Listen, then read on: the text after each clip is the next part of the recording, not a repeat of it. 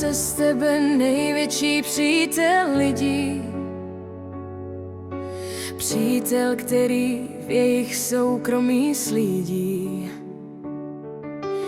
Nikomu to však nevadí, mobil přeci všem poradí. Vstal jsem, musím to všem sdělit. O fotku obědu musím se podělit.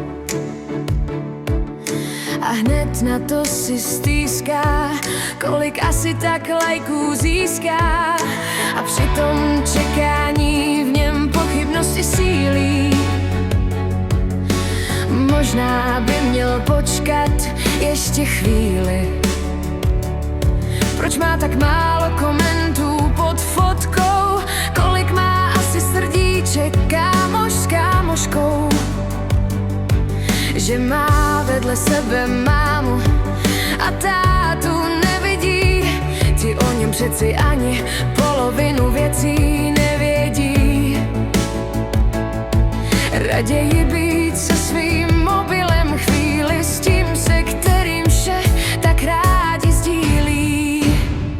Co musí se stát, aby odložili ho na chvíli? Podívali se kolem sebe a konečně zjistili, že opravdoví lidé z masa a kostí mohou jim přinést všeho dosti. Více opravdové lásky, přátelství a pochopení, které ani mezi těmi tisíci online přáteli není.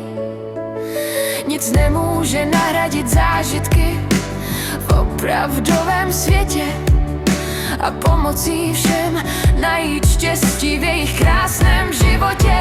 Co musí se stát, aby odložili ho na